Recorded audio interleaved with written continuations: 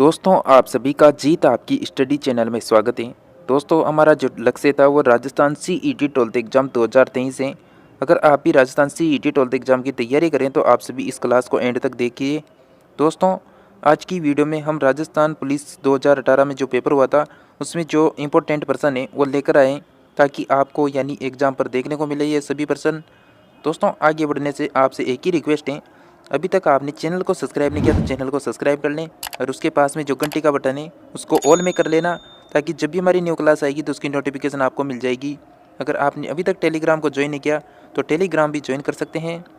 तो चलिए दोस्तों ज़्यादा देर न करते हुए फर्स्ट पर्सन से हम शुरू करते हैं। आपका फर्स्ट प्रश्न है निम्न यानी विभिन्न नृत्य रूपों के बारे में निम्नलिखित कथनों पर विचार करें। निम्नलिखित में से कौन सा कथन है जो असत्य है। यहाँ पर आपसे क्या पूछ रहा है कि असत्य कथन कौन सा है। फर्स्ट ऑप्शन है गिदड़ नृत्य शेखावाटी क्षेत्र से संबंधित है, बिल्कुल सही है। यानी गिदड़ नृत्य कहाँ से, शेखावाटी से संबंधित है। कच्ची घोड़ी में नकली घोड़ों का प्रयोग सम्मिलित है, बिल्कुल यह भी सही बात है।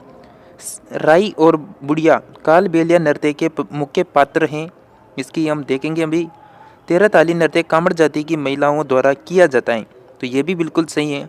तो हमारा जो यहाँ पर असत्य कथन होगा वो ऑप्शन नंबर 3 हो जाएगा, यानी राई और बुढ़िया कालबेलिया नृत्य के मुख्य पात्र हैं। ये जो लाइन लिखी हुई है ये यहाँ पर सही नहीं है, यानी असत्य कथन ऑप्शन नंबर 3 करेक्ट आंसर हो जाएगा।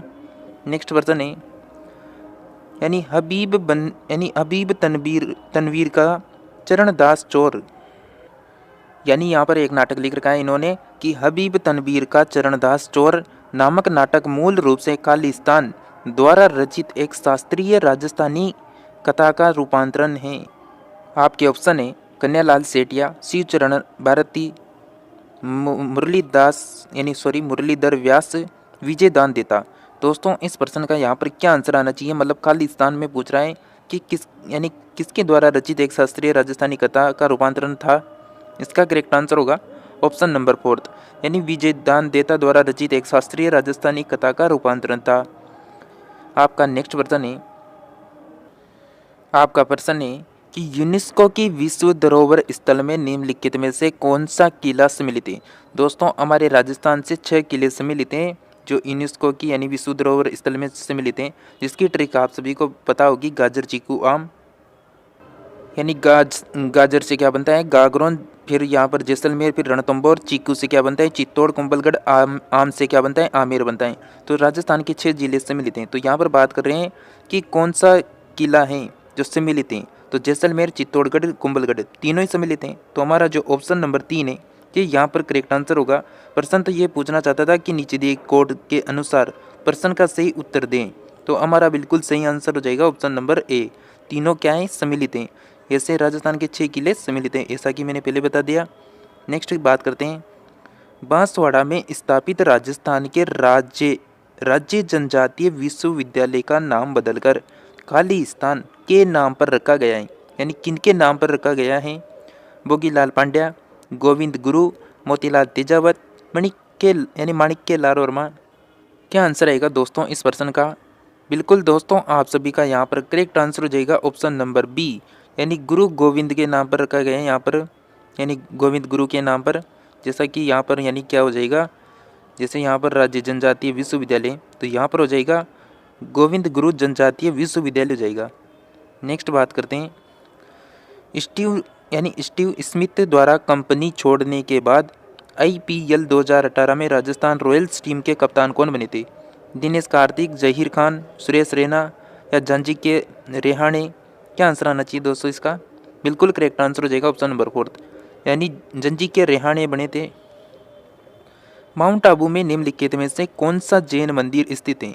कामाख्या, दिलवाड़ा, महावीर, रणकपुर। क्या आंसर आएगा, माउंट आबू में कौन सा जैन मंदिर स्थित है। दोस्तों बिल्कुल आप सभी का यहाँ पर करेक्ट आंसर हो जाएगा ऑप्शन नंबर 2, दिलवाड़ा इसका करेक्ट आंसर है। राजपूत वास्तुकला का निम्नलिखित में से कौन सा स्मारक कछवा शासकों का प्राचीन राजधानी था। आमेर दुर्ग, जिंजी दुर्ग, सिकंदरा दुर्ग या भद्र दुर्ग। क्या आंसर आएगा दोस्तों। बिल्कुल फ्रेंड्स आप सभी का यहाँ पर करेक्ट आंसर होगा ऑप्शन नंबर ए, आमेर दुर्ग इसका करेक्ट आंसर है। निम्नलिखित में से कौन सा लोक नृत्य गुज्जर समुदाय से संबंधित है। अग्नि नृत्य, तेरह ताली नृत्य, गैर नृत्य, चिरी नृत्य। क्या आंसर आएगा दोस्तों? बिल्कुल दोस्तों, आप सभी का यहाँ पर करेक्ट आंसर हो जाएगा ऑप्शन नंबर 4, चरी नृत्य इसका करेक्ट आंसर हो जाएगा। नेक्स्ट प्रश्न है, राजस्थान पर आक्रमण करने वाले और 16वीं शताब्दी के आरंभ में एक एकीकृत राज्य बनाने के लिए पहले मुगल सम्राट का नाम क्या है? अकबर, बाबर, बहादुर शाह प्रथम, औरंगजेब। क्या आंसर आएगा दोस्तों इस प्रश्न का? यानी राजस्थान में आक्रमण करने वाले और 16वीं शताब्दी के आरंभ में एक एकीकृत राज्य बनाने के लिए पहले मुगल सम्राट का नाम क्या है? करेक्ट आंसर होगा ऑप्शन नंबर बी, बाबर इसका करेक्ट आंसर है।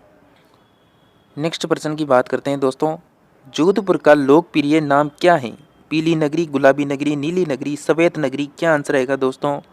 दोस्तों यहाँ पर जोधपुर का यानी लोकप्रिय नाम पूछा जा रहा है, तो बिल्कुल करेक्ट आंसर हो जाएगा ऑप्शन नंबर नीली नगरी, ऑप्शन नंबर सी, यानी 3 नंबर इसका करेक्ट आंसर हो जाएगा। और BSTC 2018 या 19 में पूछा गया था एक प्रश्न कि नीले शहर के नाम से किसे जाना जाता है? तो नीले शहर के नाम से भी जानते हैं, यानी जोधपुर को जानते हैं। नेक्स्ट प्रश्न की बात करते हैं, अलाउद्दीन खिलजी और मेवाड़ वासियों के बीच चित्तौड़गढ़ की जो घेराबंदी है वह किस वर्ष हुई थी? 1567 में, 1303 में, 1534 में, 1467 में। क्या आंसर आएगा दोस्तों? ये जो भी प्रश्न है ये ओल्ड एग्जाम है, ये प्रश्न है सभी दोस्तों आपको, जैसा कि मैंने पहले बता दिया दोस्तों, करेक्ट आंसर हो जाएगा आप सभी का ऑप्शन नंबर बी। 1303 में अलाउद्दीन खिलजी का आक्रमण हुआ था, एक का आक्रमण हुआ था। किस चाहमान या फिर चौहान शासक ने 12वीं शताब्दी ईस्वी में बिस्सलपुर की स्थापना की? यानी बिस्सलपुर की स्थापना पूछ रहा है। उदय सिंह द्वितीय ने, राणा सांगा ने, विग्रहराज चतुर्थ ने, राणा हमीर सिंह ने। क्या आंसर आएगा इसका? बिल्कुल करेक्ट आंसर है ऑप्शन नंबर 3, विग्रहराज चतुर्थ या फिर बिसल देव चौहान भी कर सकते हैं, इसलिए तो यहाँ पर बिस्सलपुर की स्थापना हुई थी, इसका नाम अन्य नाम था बिसल देव। नेक्स्ट बात करते हैं, राजस्थान यानी बांसवाड़ा का मानगढ़ धाम किस समुदाय से संबंधित है? ऑप्शन ए गुज्जर, भील, बनिया, अहीर। क्या आंसर आएगा दोस्तों? यानी मानगढ़ धाम पूछ रहा है, तो बिल्कुल इसका करेक्ट आंसर होगा ऑप्शन नंबर बी, भील इसका करेक्ट आंसर है। 15वीं शताब्दी में महाराणा कुंभा ने मालवा और गुजरात के मुस्लिम शासकों को पराजित करके अपनी विजय को अमर बनाने के लिए निम्नलिखित में से किसका निर्माण किया था? कीर्ति स्तंभ, अशोक स्तंभ, विष्णु स्तंभ, विजय स्तंभ। क्या आंसर आएगा दोस्तों 14वें वर्षन का? बिल्कुल दोस्तों करेक्ट आंसर है ऑप्शन नंबर 4, विजय स्तंभ इसका करेक्ट आंसर है। निम्नलिखित में से किसने टोंक में नृत्य, गायन और संगीत के लिए एक शानदार हॉल जिसे सुनहरी कोठी का निर्माण करवाया था?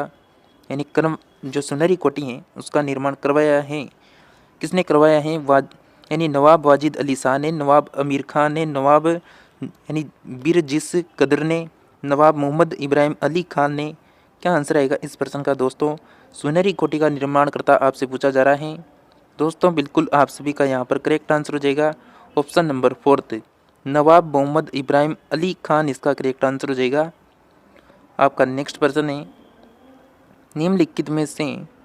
निम्नलिखित धातुओं में से कौन सी धातु तांबे की तुलना में अधिक क्रियाशील होती है? जैसा कि आपके साइंस भी आएगी तो साइंस के प्रश्न भी हैं। प्लेटिनम, चांदी, सोना, लोहा। क्या आंसर आना चाहिए इसका?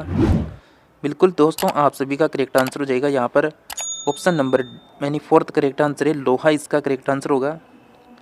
निम्नलिखित में से कौन सा परजीवी सिर्फ किसी बेजबान जीव की कोशिकाओं के भीतर ही प्रजनन करता है? वायरस, प्रोटोजोआ, अमीबा, जीवाणु। दोस्तों क्या आंसर आना चाहिए? दोस्तों आपने अभी तक वीडियो को लाइक और चैनल को अभी तक सब्सक्राइब नहीं किया, प्लीज़ सब्सक्राइब कर दे, आपसे एक ही रिक्वेस्ट होती है, चैनल को सब्सक्राइब कर दिया करें। दोस्तों इसका बिल्कुल करेक्ट आंसर हो जाएगा ऑप्शन नंबर ए, वायरस इसका करेक्ट आंसर है। दोस्तों वीडियो तो बहुत से देख रहे हैं लेकिन लाइक और सब्सक्राइब कोई नहीं करना चाहता, तो प्लीज़ हमारा सपोर्ट ज़रूर करें, आपके लिए हम सब कुछ करने के तैयार हैं। आप जो कहते हैं वो प्रश्न उत्तरी लेकर आते हैं, तो बिल्कुल आप कमेंट में बता सकते हैं किस टॉपिक के ऊपर प्रश्न उत्तरी चाहिए आपको। प्रश्न है, किसी कोशिका की कौन सी कोशिकाओं को कोशिका के पावर हाउस के रूप में जाना जाता है? यानी रिक्तिकाएं, माइटोकॉन्ड्रिया, नाभिक, गोल्जी कॉम्प्लेक्स। क्या आंसर आएगा इसका? करेक्ट आंसर है ऑप्शन नंबर 2, यानी माइटोकॉन्ड्रिया करेक्ट आंसर है। नेक्स्ट प्रश्न की बात करें कि मानव शरीर का कौन सा हिस्सा पित्त रस को संग्रहित करता है। वक्र, लार ग्रंथि, पित्ताशय, वसा, उत्तक। क्या आंसर आएगा? बिल्कुल करेक्ट आंसर हो जाएगा ऑप्शन नंबर 3, पित्ताशय इसका करेक्ट आंसर है ऑप्शन नंबर 3। प्रति इकाई क्षेत्रफल पर लगने वाले बल को क्या कहा जाता है? कार्य, दबाव, ऊर्जा, त्वरण। बिल्कुल करेक्ट आंसर हो जाएगा दोस्तों ऑप्शन नंबर 2, दबाव इसका करेक्ट आंसर है। किसी गतिशील वस्तु के द्रव्यमान और वेग के गुणनफल को क्या कहा जाता है? संवेग, संयानता, पृष्ठ तनाव, बल यानी बल आघूर्ण। बिल्कुल करेक्ट आंसर हो जाएगा इसका ऑप्शन नंबर बिल्कुल 1 नंबर, संवेग कहा जाता है। नेक्स्ट प्रश्न है, निम्नलिखित में से कौन सी इकाई को शक्ति मापने की इकाई के रूप में इस्तेमाल किया जाता है? जूल को, पास्कल को, वाट को, कंडेला को। क्या आंसर आएगा दोस्तों इसका? बिल्कुल आप सभी का करेक्ट आंसर है ऑप्शन नंबर 3, वाट इसका करेक्ट आंसर हो जाएगा।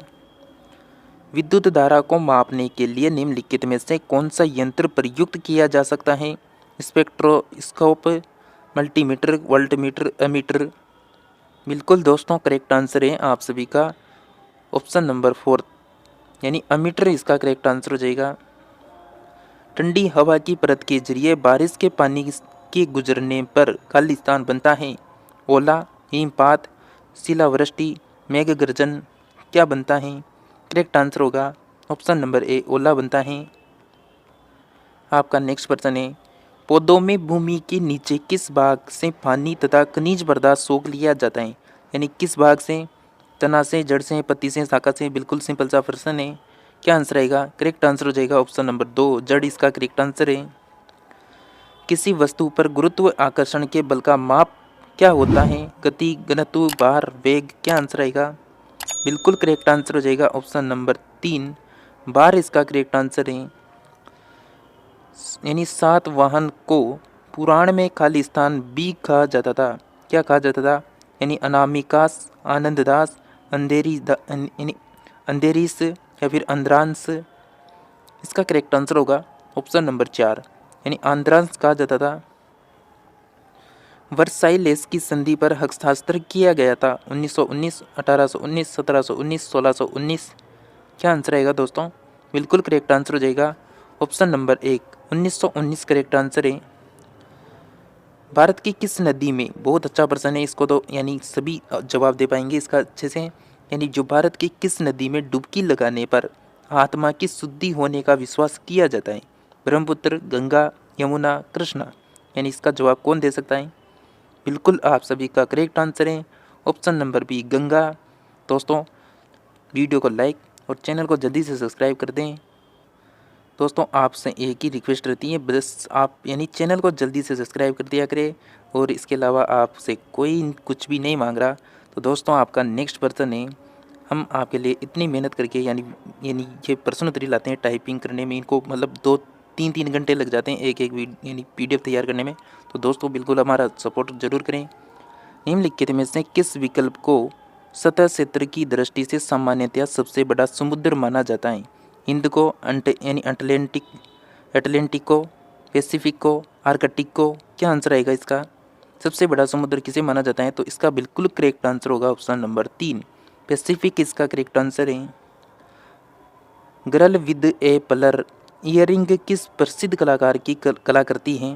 यानी girl with a pearl earring यानी किस कलाकार की प्रसिद्ध कलाकृति है? Titian, Raphael, Leonardo da Vinci, Johannes Vermeer. Correct answer होगा ऑप्शन नंबर 4 यानी जोहन्स वर्मी करेक्ट आंसर है। फ्रेंड्स आज की वीडियो में हम यहीं तक बात करेंगे। अगर आप चैनल पे पहली बार आएँ तो दोस्तों चैनल को बिल्कुल सब्सक्राइब कर लेना। साथ ही टेलीग्राम को ज्वाइन करना चाहते हैं तो टेलीग्राम को भी ज्वाइन कर सकते हैं। दोस्तों इसके बाद हमारी नेक्स्ट क्लास आएगी तो उससे अटेंड करने के लिए जो घंटी का बटन है उसको ऑल में कर लें, ताकि जो नेक्स्ट क्लास आ रही है उसकी नोटिफिकेशन आपको मिल जाएगी कि कब आएगी। मिलेंगे नेक्स्ट वीडियो में।